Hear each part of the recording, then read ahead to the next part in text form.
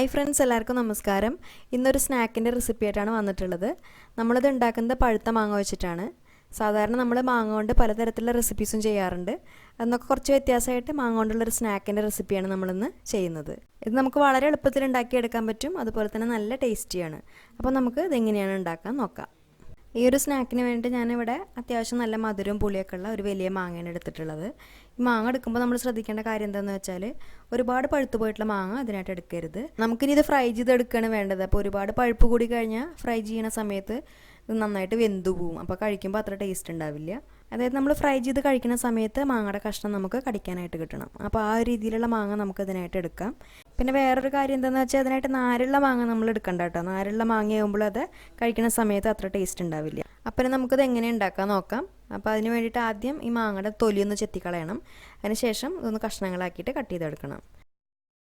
ഇപ്പോൾ മാങ്ങയുടെ തൊലിയൊക്കെ കളഞ്ഞിട്ട് ഇതുപോലെ കഷ്ണങ്ങളാക്കിയിട്ട് എടുത്തു വെച്ചിട്ടുണ്ട്. ഒരുപാട് വലിയ കഷ്ണമല്ല, എന്നാൽ ഒരുപാട് ചെറുതുമല്ല, ഏകദേശം ഒരു മീഡിയം സൈസിലുള്ള കഷ്ണങ്ങളാക്കിയിട്ട് ഇങ്ങനെ കട്ട് ചെയ്ത് വെച്ചിട്ടുണ്ട്. ഇനിയിപ്പോൾ നമുക്ക് നീളത്തിലാണ് കട്ട് ചെയ്യേണ്ടത് വെച്ചാൽ അങ്ങനെ കട്ട് ചെയ്യാം. അതൊക്കെ നമ്മുടെ ഇഷ്ടത്തിനനുസരിച്ച് മാറ്റങ്ങൾ വരുത്താം. ഇനി നമുക്കിത് ഫ്രൈ ചെയ്തെടുക്കാൻ വേണ്ടിയിട്ട് ഒരു ബാറ്റർ റെഡിയാക്കണം.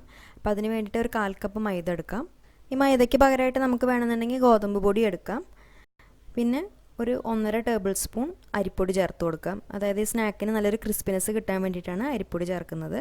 അരിപ്പൊടിക്ക് പകരമായിട്ട് നമുക്ക് റവ വേണമെങ്കിൽ റവ ചേർത്ത് കൊടുക്കാം, അല്ലെങ്കിൽ കോൺഫ്ലവറും ചേർത്ത് കൊടുക്കാം. പിന്നെ നമുക്ക് ആവശ്യത്തിനുള്ള ഉപ്പ് ചേർത്ത് കൊടുക്കാം.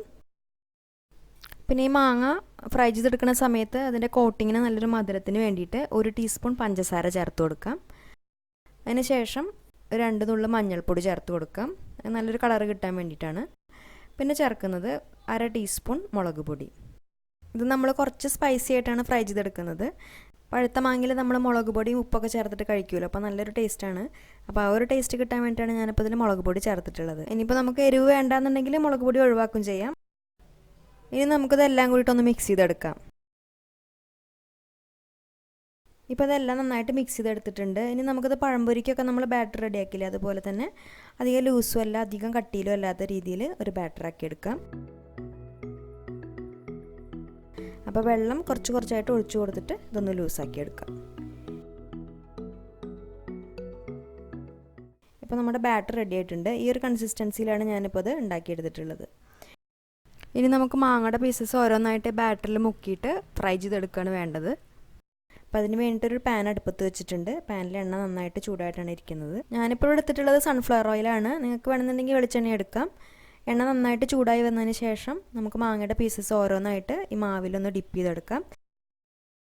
അതിന് ശേഷം എണ്ണയിലിട്ട് കൊടുക്കാം.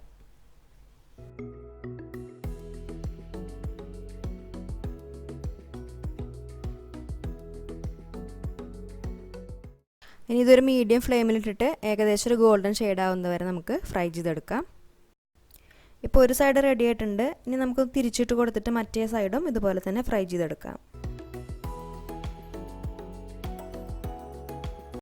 ഇപ്പോൾ 2 സൈഡ് റെഡിയായി. നമുക്കിനി ഇത് എണ്ണയിൽ നിന്ന് മാറ്റാം.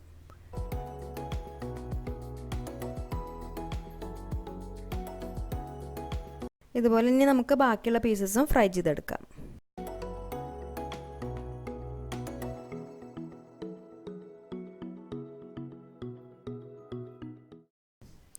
ഇപ്പോൾ നമ്മുടെ എല്ലാ പീസസും ഇവിടെ റെഡി ആയിട്ടുണ്ട്. ഇത് നല്ല ടേസ്റ്റി ആയിട്ടുള്ള ഒരു സ്നാക്കാണ്. നമുക്കത് ചായയുടെ കൂടെ കഴിക്കാം, അല്ലെങ്കിൽ വെറുതെ കഴിക്കാനും നല്ല ടേസ്റ്റ് തന്നെയാണ്.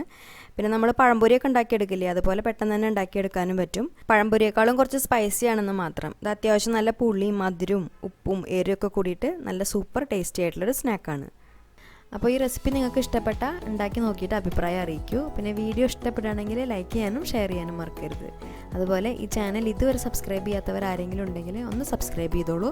സബ്സ്ക്രൈബ് ചെയ്യുമ്പോൾ പുതിയ വീഡിയോസിൻ്റെ നോട്ടിഫിക്കേഷൻ കിട്ടാനായിട്ട് സബ്സ്ക്രൈബ് ബട്ടൻ്റെ അടുത്തുള്ള ആ ബെല്ലൈക്കൺ കൂടി ഒന്ന് ക്ലിക്ക് ചെയ്തോളൂ. അപ്പോൾ നല്ലൊരു റെസിപ്പി ആയിട്ട് വീണ്ടും കാണാം. താങ്ക്